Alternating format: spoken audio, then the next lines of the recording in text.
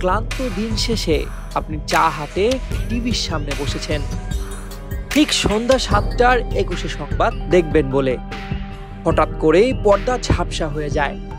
পরিচিত ঘোষকের কণ্ঠ থেমে যায়, জাতীয় সঙ্গীতের সুর বাজে, তারপর ভেসে ওঠে বিশেষ সম্প্রচার লেখা এক পর্দা। পরবর্তীতে দেখা যায় বিটিভির সরাসরি সম্প্রচারে প্রধান উপদেষ্টা জাতির উদ্দেশ্যে ভাষণ দিতে উঠেছেন। পেছনে রাখা বাংলাদেশের জাতীয় পতাকাটি চোখে লাগে প্রথমেই। এই পতাকা যেন চেনা সেই লাল সবুজ নয়, সবুজ পটভূমির মাঝখানে লাল বৃত্ত নেই, বরং পাকিস্তানের মতো একটি লাল চাঁদ আর তারার নতুন প্রতীক। প্রধান উপদেষ্টা বলছেন, দেশের মুসলিম পরিচয়কে আরো স্পষ্টভাবে তুলে ধরার লক্ষ্যে আজ থেকে বাংলাদেশের পতাকায় যুক্ত হচ্ছে চাঁদ ও তারা। এক মুহূর্তের জন্য নিঃশব্দ হয়ে যায় পুরো দেশ।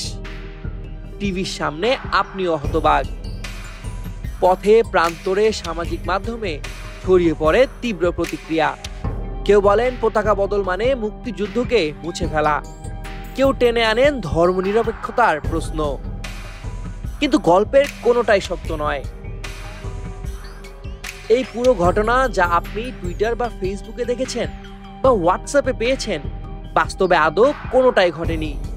কোনো সরকারি ভাষণ হয়নি, কোনো পতাকা পরিবর্তনের নির্দেশনা আসেনি। পুরো বিষয়টি ভিত্তিহীন, পরিকল্পিত এবং সম্ভবত বাহির থেকে পরিচালিত এক ধরনের মনস্তাত্ত্বিক অপপ্রচার। এই গুজবের আগুনে ঘি ঢেলেছেন পলাতক শেখ হাসিনার ছেলে সজীব ওয়াজেদ জয়। জয় তার ফেসবুক প্রোফাইলে মিডিয়াম নামক প্ল্যাটফর্মে প্রকাশিত বিতর্কিত লেখাটি শেয়ার করেন, যেখানে বাংলাদেশের পতাকায় চাঁদ তারা সংযুক্তির একটি কাল্পনিক প্রস্তাবকে বাস্তব রূপে উপস্থাপন করা হয়। তার এই শেয়ার সাধারণ জনগণের মাঝে বিভ্রান্তি সৃষ্টি এবং আন্তর্জাতিক অঙ্গনে বাংলাদেশকে একটি ধর্মীয় উগ্রতার দিকে ঝুঁকে পড়া রাষ্ট্র হিসেবে উপস্থাপনের সুযোগ তৈরি করতে পারে বলে মনে করছেন অনেকেই। সম্প্রতি একটি অনলাইন লেখনী প্ল্যাটফর্ম মিডিয়ামে রবার্ট ব্রাউন নামক এক লেখকের লেখা ঘিরে এই বিতর্কের শুরু। তিনি লেখেন, বাংলাদেশের অন্তর্বর্তীকালীন সরকার নাকি জাতীয় পতাকায় চাঁদ যোগ করতে যাচ্ছে। পাকিস্তান ও তুরস্কের মতো মুসলিম সংখ্যাগরিষ্ঠ দেশের সাথে মিল রাখতে চায় বাংলাদেশও।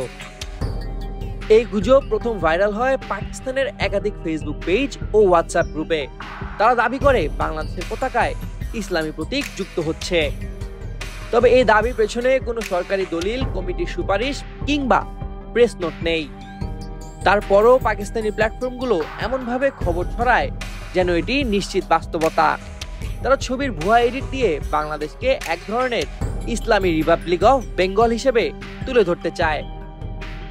এই গুজবের রেশ ভারতীয় মিডিয়াও তুলে বেশ টিভি চ্যানেল ও অনলাইন মিডিয়ায় বিশেষ রিপোর্ট আসে, যেখানে তারা দাবি করে জামায়াতে ইসলামী প্রস্তাবে পতাকা ও জাতীয় সঙ্গীত বদলানো হচ্ছে।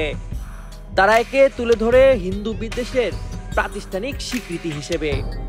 তারা বলেন, যেহেতু জাতীয় সঙ্গীতটি লিখেছেন এক হিন্দু, রবীন্দ্রনাথ ঠাকুর, এবং পতাকার নকশাকার নরেন দাসও একজন হিন্দু, তাই ইসলামপন্থীদের চাপেই এই পরিবর্তনের উদ্যোগ। ভারতীয় মিডিয়া দেখাতে চায় বাংলাদেশ যেন এক ভয়ঙ্কর ধর্মীয় চরমপন্থার দিকে হাঁটছে।